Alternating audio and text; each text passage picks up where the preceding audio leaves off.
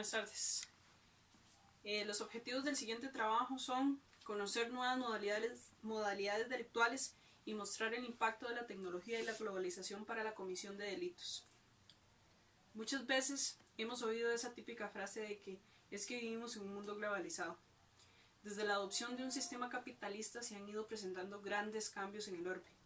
La globalización es uno de ellos, puesto que es todo un proceso con énfasis en lo económico, en lo tecnológico, en lo social y también cultural, a escala mundial, y que consiste en la creciente comunicación e interdependencia entre los distintos países de la Tierra, uniendo sus mercados, sociedades y culturas a través de una serie de transformaciones sociales, económicas, políticas, que les van dando un carácter global. Este proceso no solo afecta de manera positiva, sino que también negativa. Esta apertura ha permitido que el que tenga el dinero tiene el poder, y el crimen organizado ha logrado irse consolidando y aprovechando estos cambios para llevar a cabo de una mejor manera sus fechorías, con avances tecnológicos en logística, el posicionamiento del dinero ilegal en la economía mundial. Si bien puede observarse beneficios que genera el fenómeno de la globalización en el ámbito económico-social, también se aparecen graves problemas generados por la globalización de la criminalidad organizada, que en la última década ha tenido un crecimiento inusitado. Delitos emergentes. Uno de los delitos que ha nacido es el tráfico de bienes culturales. Características como la remoción y pérdida y destrucción de elementos irreemplazables, asociación delictiva de tipo comercial, utilización de mecanismos legítimos, entidades legítimamente establecidas, uso de compañías fachadas extranjeras, uso de documentos falsos para la inserción al sitio. Es un delito transnacional y está propiciado por demanda de mercados de arte, la apertura de fronteras, mejoras en el sistema de transporte y la inestabilidad política. La riqueza cultural patrimonial de estos países es objeto de tráficos ilícitos a pesar de estar protegida por legislaciones nacionales e internacionales. En los últimos 20 años se han interceptado exportaciones ilícitas de bienes culturales que manifiestan un incremento en el interés por antigüedades en el mercado internacional. Esta demanda ha incentivado las excavaciones clandestinas en sitios arqueológicos, así como el aumento de los robos en iglesias y museos. El tráfico ilícito de los bienes culturales de la región causa un daño irreparable a la identidad de cada uno de estos países y representa una grave pérdida del patrimonio cultural de la humanidad. Esos objetos están protegidos por la legislación de cada país de manera específica por su tráfico, exportación y venta. Por lo tanto, se exhorta a los museos, casas de subasta, comerciantes de arte y coleccionistas para que no los adquieran, invitándolos a que se denuncie su presencia ante las representaciones diplomáticas de cada país, a las autoridades policiales locales o al Interpol. El 14 de noviembre de 1970 en París se creó la Convención sobre las medidas que deben adoptarse para prohibir e impedir la importación, la exportación y la transferencia de propiedades ilícitas de bienes culturales. En total son 108 estados partes que han aceptado o ratificado el convenio. En el caso de Costa Rica, en el año 1996 lo ratificó. En la Constitución Política, en su artículo 89, indica proteger las bellezas naturales, conservar y desarrollar el patrimonio histórico y artístico de la nación. Se han creado desde 1938 la Ley de Defensa del Patrimonio Nacional y han sido actualizadas, defensa sobre el patrimonio nacional arqueológico, la aprobación del reconocimiento sobre la conservación de los bienes culturales para la ejecución de obras públicas y privadas, la Ley de Patrimonio Histórico Arquitectónico en Costa Rica, creada en 1995, más la ratificación, aprobación y el acogimiento de protocolos que sirven para proteger los bienes culturales. Respecto al robo del patrimonio cultural, se visualiza fácilmente la dimensión del problema. En 1993, la República Checa denunció que los robos y las exportaciones de sus bienes culturales implicaban una pérdida anual de hasta 10% de su patrimonio cultural. Lo más alarmante es el robo de objetos religiosos. En los 11 primeros meses de 1993 en este país los ladrones se llevaron unos 2.000 objetos provenientes de iglesias en 767 casos y 171 en capillas, en centros parroquiales y 222 en monasterios, 384 en tumbas. En Italia, en el periodo de 1970-1990 se registraron 253.000 robos de arte, y solo en Gran Bretaña las pérdidas por objetos de arte y antigüedades asegurados se estiman entre 600 a 750 millones por año. Si a esto sumamos las pérdidas no aseguradas, el total se eleva a 1.5 billones de dólares. Las cifras generadas en Sotheby's y Christie's, las dos casas de subasta más importantes del mundo. Sotheby's generó en el año fiscal de 1979 y 1980 cifras del orden de 241.800.000 libras esterlinas. En 1989 a 1990 aquello creció en un 800% de hasta 1.96 billones de libras esterlinas. Igual Christie's, que pasó de 24.841.000 libras esterlinas en 1979 a 167.773.000 libras esterlinas en 1990. Un análisis de las cifras en Christie's visualiza que la mayoría de las ventas se efectuaron en Estados Unidos, en Gran Bretaña y en Suiza. Otro delito emergente son los delitos ambientales.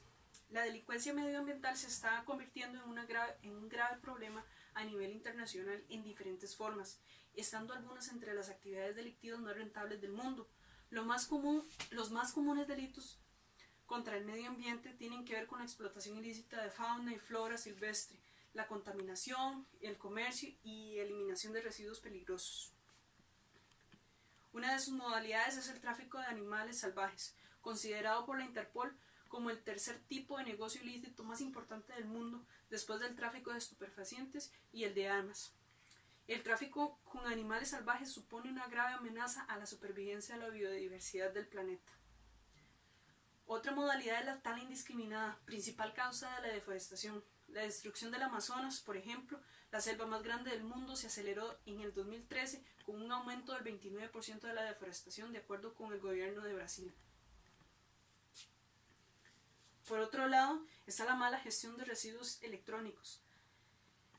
También el aleteo del tiburón o finning. 100 millones de escualos son capturados cada año mediante barcos especializados y hasta 70 millones de ellos son para arrancarles en vivo la aleta en el barco y ser devueltos al mar, mutilados y heridos de muerte. Esta práctica conlleva una muerte lenta y dolorosa y está prohibida en la Unión Europea desde el 2003.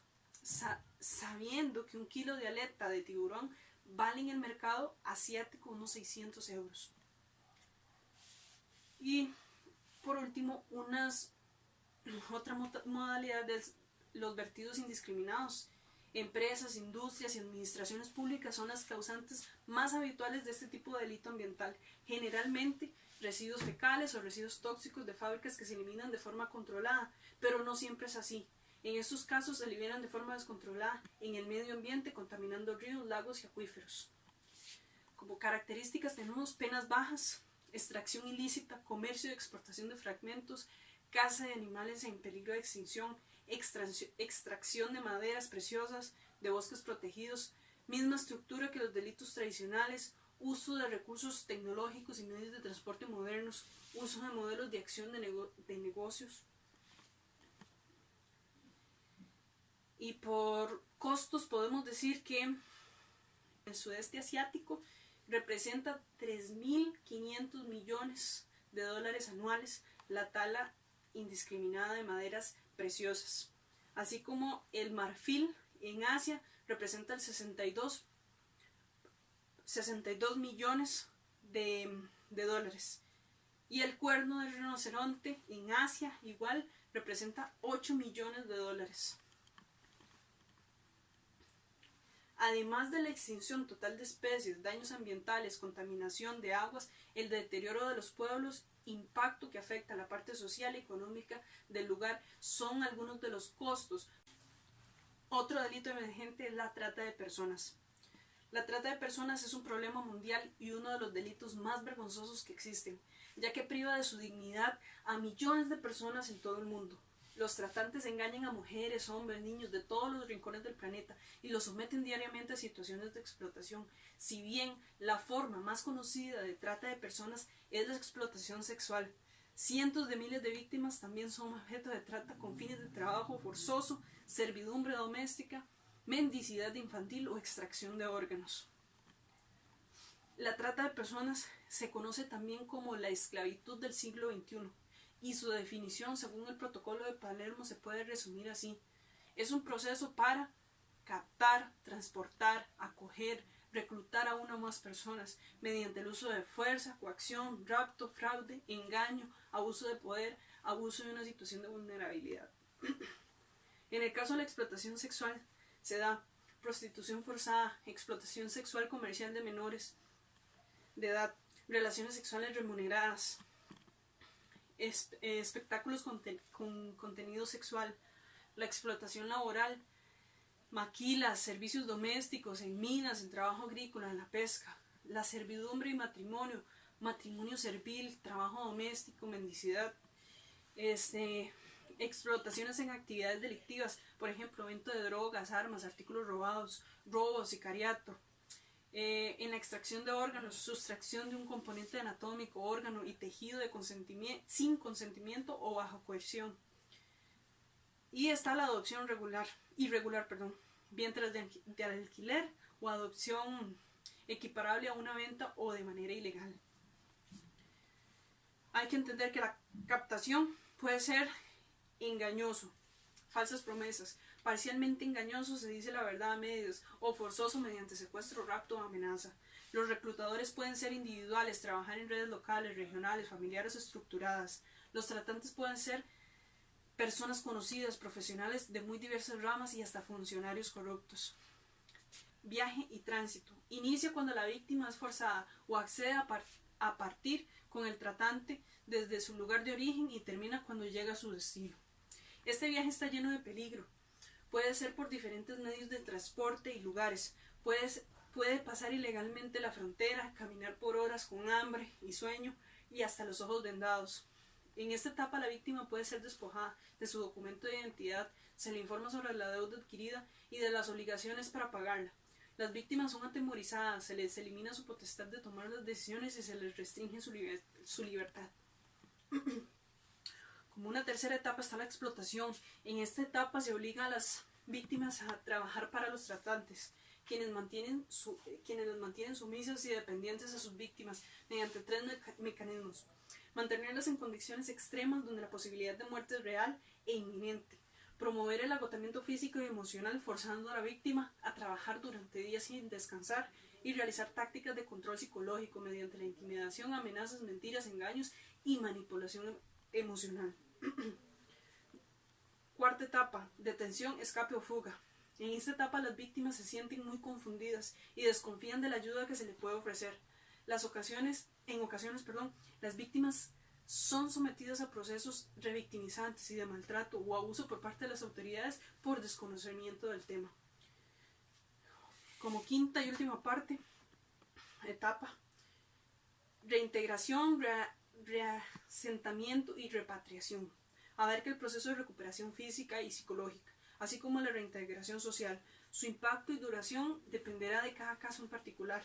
En esta etapa es muy importante la valoración de riesgos para determinar lo mejor para la víctima. Se debe crear condiciones que propicien un retorno digno y seguro y tener redes de asistencia social y psicológica que le ayuden a su recuperación. Según información de la Iniciativa Global contra la Trata de Personas, de las ganancias globales que se mueven detrás del mercado ilícito de la trata de personas, 1.3 billones de dólares, que equivalen al 4,1% son generados en América Latina.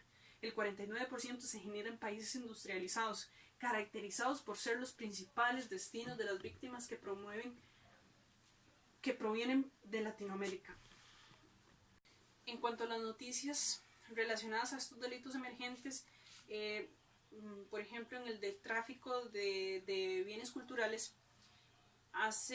empezaron a salir de Costa Rica hace más de 4 décadas, producto del tráfico ilícito, y hoy al país vuelve a tomar posesión de lo que le pertenece. 196 piezas precolombinas que se encontraban en Venezuela y ya están en custodia del Museo Nacional. Los objetos que adornaban la casa en Caracas del coleccionista Harry Manil, después de un proceso de comicios y litigios que tardó casi 8 años, desde el 2010. La colección está compuesta principalmente por artículos de piedra y algunos en cerámica, los cuales fueron esculpidos por las primeras civilizaciones indígenas de Costa Rica. En el caso de la noticia sobre trata de personas, en Costa Rica registran 2 casos de trata de personas por mes en los últimos 8 años. Cabe considerar que Costa Rica ha sido un puente para el tráfico de drogas y armas, y últimamente se ha visto o se ha expuesto los delitos de trata y tráfico de personas, principalmente de ciudadanos chinos, de dominicanas, de colombianas, de estas nacionalidades, de nicaragüenses, y específicamente en ciertos puntos de Costa Rica, donde trabajan en clubes nocturnos o trabajan en bares, o que las traen como para la explotación laboral, como los casos de los chinos. En los últimos días se desmanteló una red que utilizaba funcionarios de migración para permitir la entrada de, por ejemplo, ciudadanos chinos sin tener su visa y poder ingresar al país, y estos cobrar por tal acción para que ellos entraran al país y realizaran funciones de trata de personas, especialmente explotación laboral y sexual. Y por último, la noticia en relación a los delitos ambientales. Hace poco el ministro de Ambiente afirmó que el daño de la minería ilegal en Cruzitas es de bajo impacto. Es preocupante, digamos, que el mismo gobierno no le tome importancia a este problema, porque no es solo un impacto ambiental lo que genera. Primero, económicamente se nos están robando nuestros bienes. Por ejemplo, la explotación del oro que se está dando es algo increíble, y no se está quedando en el país, sino que está saliendo, y son grandes acreedores que están detrás de eso, pero que no se están investigando y no se le está dando la importancia que merece. El impacto ambiental, es cierto que ellos no trabajan con maquinarias pesadas, pero sí el daño que se le está haciendo a la biodiversidad y a la fauna primaria que hay en el lugar. Por otro lado, la manipulación del mercurio para poder sacar el oro es considerable, puesto que no hay una regulación de cómo tratarlo. Las personas que están realizando esto se están viendo expuestas a la contaminación que esto genera. Por otro lado, el impacto migratorio que está generando, la movilización policial que está generando al lugar, la parte social, El pueblo ya no tiene su identidad costarricense, sino que se ha visto invadido por personas nicaragüenses que han venido a realizar esta extracción. Entonces es preocupante ver que solo se enfocan en la parte ambiental y no ven todo el resto que está provocando. Con esto finalizo y muchas gracias.